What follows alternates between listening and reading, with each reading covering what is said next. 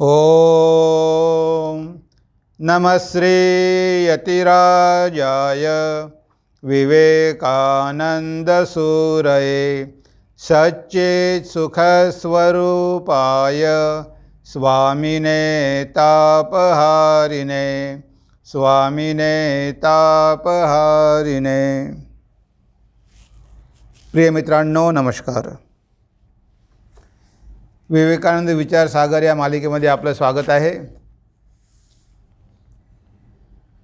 स्वामीजींचे विचार म्हणजे जणू काही वेदवाक्यच आहे। स्वामीजींनी सगळं आपल्याला शास्त्रामध्ये सांगितलेलं आहे। ते म्हणाले की मी गीता आणि उपनिषद या व्यतिरिक्त काहीच बोललो नाही, मी काहीही नवीन सांगितलेलं नाही। मग स्वामीजींनी काय सांगितलं? शास्त्रामधले जे काही संस्कृत श्लोक होते त्याचं इतकं सुंदर इंग्रजी भाषांतर करून सांगितलं, इतके सुंदर इन्स्पायरिंग लेक्चर्स त्यांनी इंग्रजीमध्ये दिले की त्यामुळे सगळं जग प्रभावित झालं। स्वामीजी जेव्हा शिकागोला गेले होते 11 सप्टेंबर 1893ला, त्यांनी शिकागोला सर्वधर्म परिषदेमध्ये व्याख्यान दिलं। त्या व्याख्यानामध्ये त्यांना हिंदू धर्मावर एक निबंध वाचायचा होता। तो निबंध स्वामीजींनी वाचला आणि त्या निबंधामध्ये स्वामीजी काय म्हणतात, खूप इन्स्पायरिंग आहे। सगळ्यांनी हिंदू धर्मावरचा तो लेख वाचला पाहिजे। हिंदू धर्माबद्दल सगळं काही थोडक्यात स्वामीजींनी मांडलेलं आहे, म्हणून त्याला खूप महत्त्व आहे, आंतरराष्ट्रीय महत्त्व आहे। तेव्हा त्या स्वामीजींच्या लेखामधलाच एक विचार आपण आज घेणार आहोत। बघा, स्वामीजी तिथे काय म्हणतात,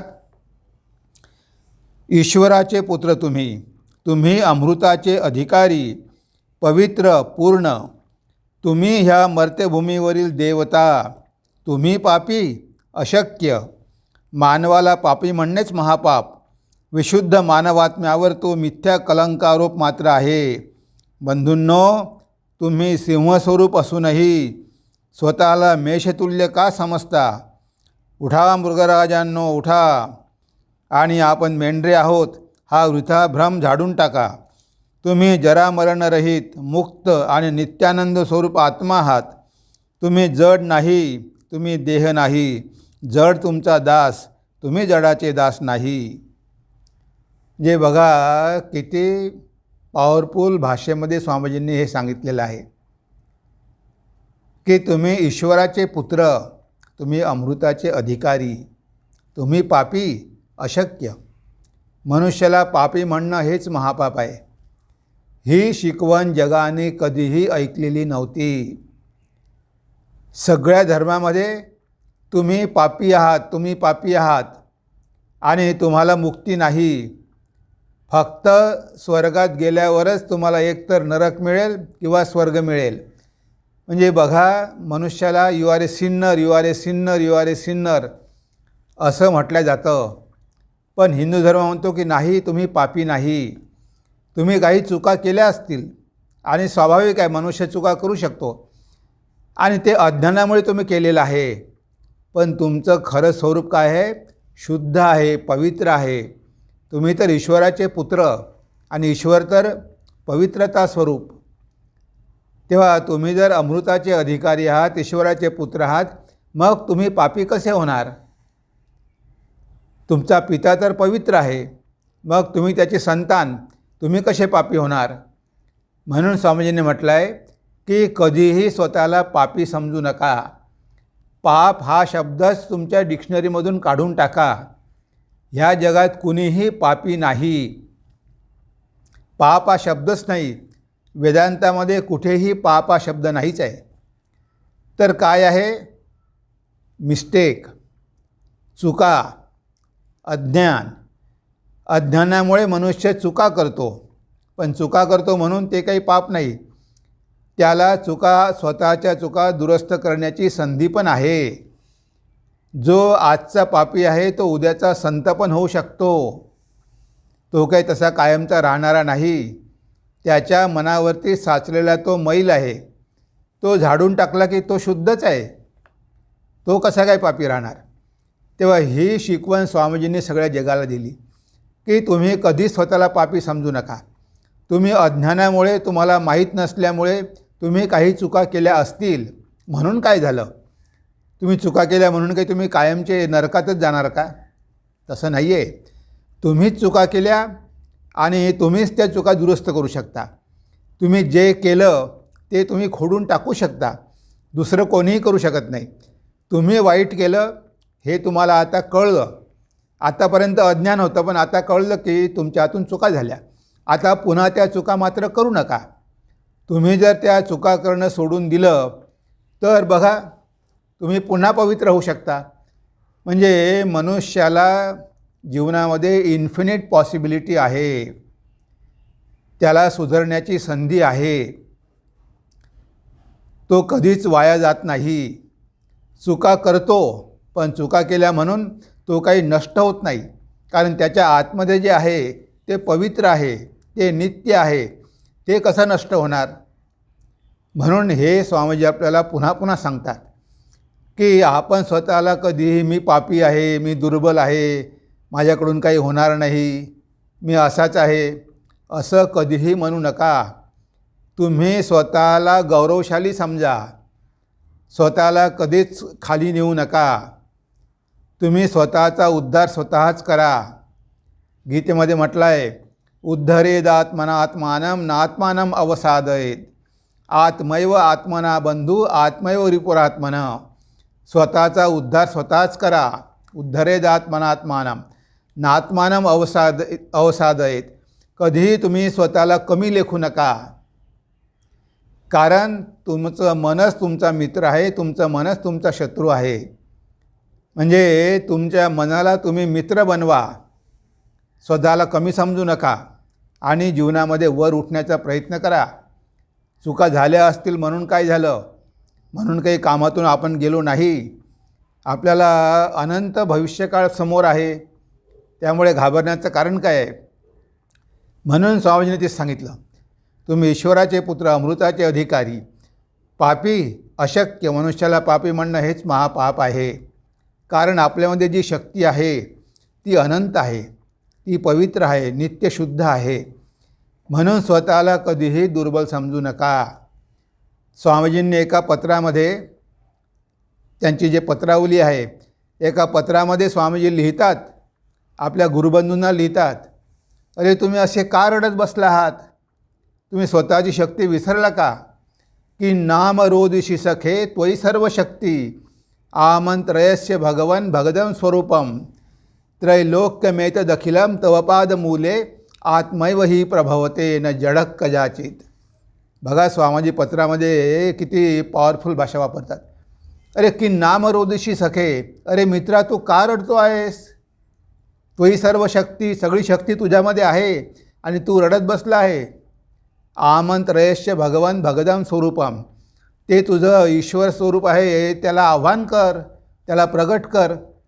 त्रैलोक्य मेत दखिलम तवपाद मुले, हे त्रैलोक्य आहे ना, हे त्रिभुवन आहे, ते तुझ्या पायाशी आहे. आत्मैव ही प्रभवते न जडक कदाचित. हा आत्मा सगळा शक्तिमान आहे, तोच प्रकाशित होत आहे.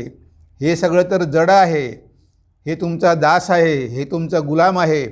तुम्ही या सगळ्यांचे मालक आहात आणि आज स्वतःला विसरून रडत बसला, तेव्हा तुम्हाला रडण्याचं काहीही कारण नाही. उठा, हे रडणं सोडून द्या आणि बघा, तुमचं स्वरूप प्रगट करा. तर अशा प्रकारे स्वामीजींनी त्यांच्या व्याख्यानामध्ये ही भाषा वापरलेली आहे. कारण स्वामीजींना आपला देश सामर्थ्यशाली करायचा होता, शक्तिशाली करायचा होता, तरुणांना शक्तिशाली बलशाली करायचं होतं. आणि आपल्याकडे सांगितलेलं आहे की ती शक्ती तुमच्यामध्येच आहे, तुम्हाला बाहेर कुठेही शोधायची गरज नाही. All power is within you, you can do anything and everything. Believe in that and do not believe that you are weak. सगळी शक्ती तुमच्यामध्ये आहे यावर विश्वास ठेवा आणि आपण दुर्बल आहोत असं कधीही म्हणू नका. हे स्वामीजी पुन्हा पुन्हा आपल्याला सांगतात. कारण आपण स्वतःला दुर्बल, मी दुर्बल आहे, मी दुर्बल आहे करून आपण स्वतःची अधोगती करून घेतलेली आहे. आपण खरोखर दुर्बलच होऊन गेलेलो आहे. कारण आपण जसं चिंतन करू तसंच होऊन जाऊ. What ever you think you will become. तेव्हा आता आपण हे दुर्बलतेचं चिंतन सोडून द्यायचं आहे. तो काही शक्तिशाली बनण्याचा उपाय नाही. आता सामर्थ्याचं चिंतन करा. दुर्बलतेचं चिंतन करू नका. तुम्ही अजून जास्त दुर्बल व्हाल. कारण तुम्ही तर सर्वशक्तिमान आत्मा आहात. तुम्ही काही हे शरीर नाही. याच्या पलीकडे असलेला तो आत्मा तुम्ही आहात आणि तो तर शक्तिस्वरूप आहे. म्हणून स्वामीजी काय म्हणतात, तुम्ही सिंहस्वरूप असूनही स्वतःला मेषतुल्य का समजता. बंधूंनो, तुम्ही सिंहस्वरूप असूनही स्वतःला मेषतुल्य का समजता. उठा मृगराजांनो, उठा आणि आपण मेंढरे आहोत हा वृथाभ्रम झाडून टाका. म्हणजे आपण सिंहस्वरूप आहोत, पण आपण स्वतःला मेंढरू समजत आहोत. आता आपण जर स्वतःला मेंढी समजलं तर बघा आपलं सिंहाचं स्वरूप झाकलं गेलं. आपण आहोत सिंहच, पण स्वतःला आपण मेंढी समजतो. म्हणून इथे म्हणतात की बंधूंनो, तुम्ही सिंहस्वरूप असूनही स्वतःला मेषतुल्य का समजता. तुम्ही स्वतःला मेषतुल्य का समजता, म्हणजे मेंढी का समजता. तुम्ही तर सिंह आहात. आणि या संदर्भात स्वामीजींनी अमेरिकेमध्ये एक सुंदर व्याख्यान दिलेलं आहे. रियल नेचर ऑफ मॅन, मानवाचे सत्य स्वरूप. त्या व्याख्यानामध्ये स्वामीजींनी एक सुंदर गोष्ट सांगितलेली आहे. एका सिव्हिणीची गोष्ट आहे. एक सिव्हिण होती. ती सिव्हिण गाभण होती आणि भक्ष्याच्या शोधामध्ये ती जंगलामध्ये फिरत होती. तिला एकदा मेंढ्याचा कळप दिसला. तर तिनं त्या कळपावर झेप घेतली आणि झेप घेताना काय झालं, तिनं एका छाव्याला जन्म दिला आणि ती सिव्हिण तिथेच मरण पावली. आता तो छावा, त्या छाव्याचा सांभाळ त्या सगळ्या मेंढ्यांनी केला. तो छावा मेंढ्यासोबत राहायचा, गवत खायचा, बेबे करायचा.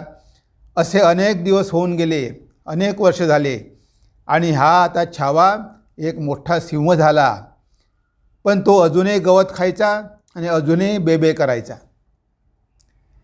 एक दिवस एक दुसरा सिंह आला आणि त्यानं बघितलं की अरे हे काय आहे. ह्या मेंढ्याच्या कळपामध्ये एक सिंह आणि बेबे करतो, गवत खातो, घाबरतो, पळून जातो. त्याला आश्चर्य वाटलं. अरे तू मेंढी नाही, तू सिंह आहे असं सांगण्याचा तो सिंह प्रयत्न करू लागला. पण ते मेषपात्र ऐकते कुठं, भीतीनं पळूनच जायचं. तेव्हा एक दिवस ह्या सिंहानं पाळत राखली आणि शेवटी हा गवत खाणारा सिंह जेव्हा झोपलेला होता त्याच्या जवळ जाऊन पोहोचला आणि जवळ जाऊन सांगितलं की अरे हे काय, तू मेंढी नाही, तू सिंह आहे. सिंहाला जवळ बघून हे मेषपात्र घाबरलंच. ओ नाही नाही नाही नाही, मी सिंह नाही, मी सिंह नाही, मी मेंढीच आहे, मला सोडून द्या, मला सोडून द्या, मला मारू नका. आणि बेबे करायला लागलं. तो सिंह म्हणतो की अरे तू विसरला, ह्या मेंढ्याच्या कळपामध्ये राहून राहून तू स्वतःला मेंढी समजू लागला, पण तू मेंढी नाही, तू सिंहच आहे. काही केलं ते मेषपात्र ऐकेना. ते आपलं बेबे बेबे करायचं आणि गवत खायचं. तेव्हा या खऱ्या सिंहाने त्याची मान धरली आणि त्याला खरचटत घेऊन गेला. एक पाण्याचा तलाव होता, त्या तलावाजवळ घेऊन गेला आणि म्हणे बघ त्या तलावामध्ये, बघ म्हणे तुझा चेहरा बघ त्या पाण्यामध्ये, आहे ना माझ्यासारखाच. जसा माझा चेहरा आहे तसाच तुझा पण आहे. मी सिंह आहे, तू पण सिंहच आहे. बघ म्हणे दोघांचे चेहरे सारखेच आहे. आत्ता थोडासा त्याचा विश्वास बसायला लागला आणि बघ तू आणि मी याच्यामध्ये काही फरक नाही. त्या मेंढ्यांच्या कळपामध्ये राहून राहून तू स्वतःला मेंढी समजतोस, पण तो तुझा भ्रम आहे, ते काही तुझं खरं स्वरूप नाही. बघ तू सिंह आहे.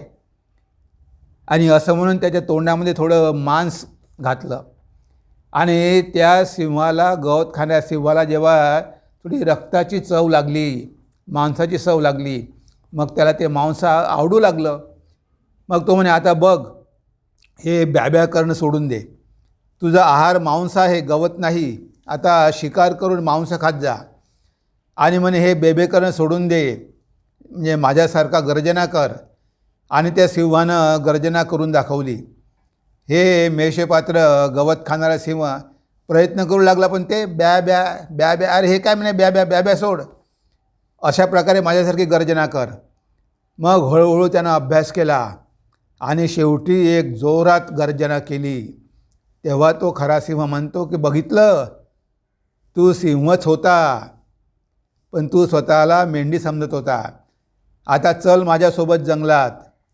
हे जे मेंढी तू समजतो ते आता सोडून दे, तू खरा सिंह आहे. तेव्हा त्या सिंहाला आपल्या खऱ्या स्वरूपाची जाणीव झाली. तेव्हा मित्रांनो, आपण पण खरे सिंहच आहोत. पण ह्या संसारामध्ये आल्यानंतर, ह्या जीवत्व पत्करल्यानंतर, इतरांसोबत राहिल्यानंतर आपणही स्वतःला जीवच समजतो, आपणही स्वतःला क्षुद्र समजतो, आपणही स्वतःला दुर्बल समजतो, आपणही स्वतःला पापी समजतो. पण हा सगळा भ्रम आहे, भ्रम. हे सत्य नाही. आपलं सत्य स्वरूप काय आहे? आत्मस्वरूप आहे. तुम्ही अमृताचे अधिकारी. हा जो मंत्र आहे तो श्वेताश्वेतर उपनिषदामधला आहे. स्वामीजीने तो मंत्र तिथे सांगितलेला आहे.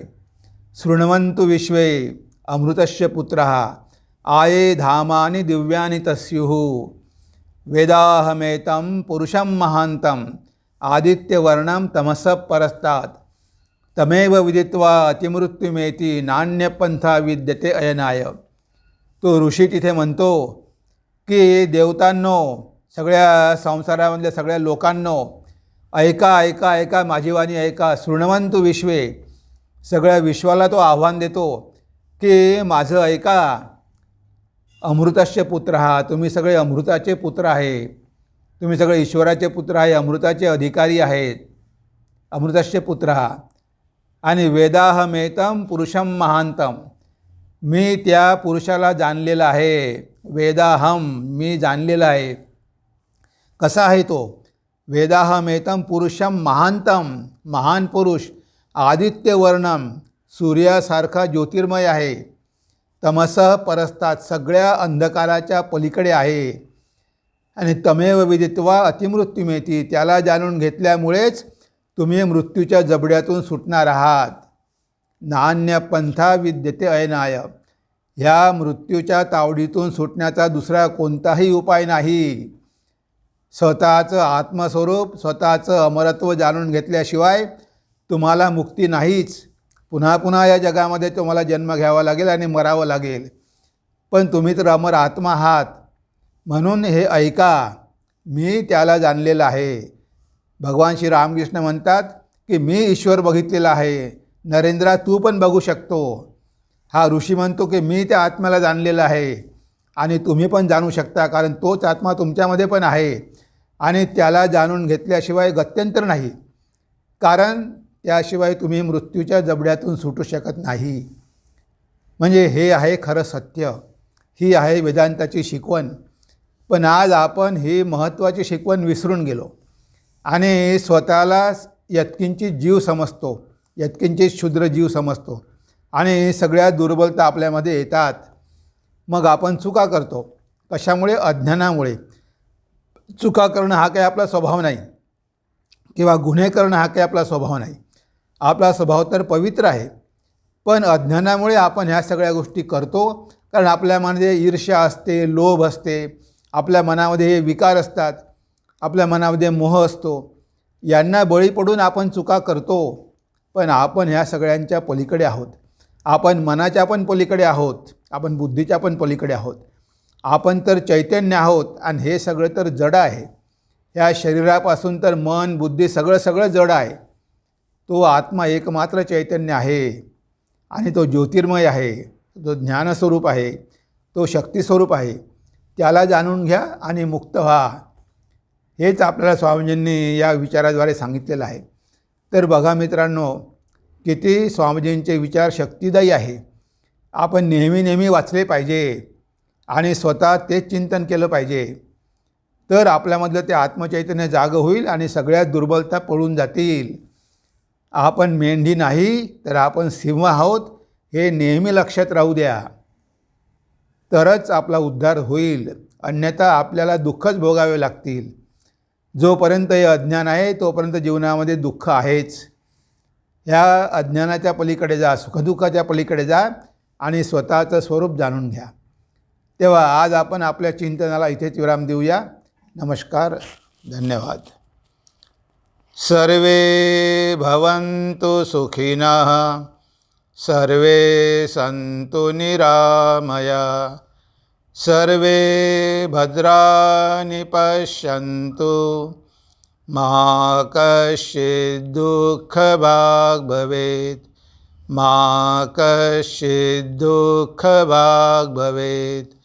ओम शांति शांति शांति. हरि ओम तत्सत्. श्री रामकृष्णार्पणमस्तु.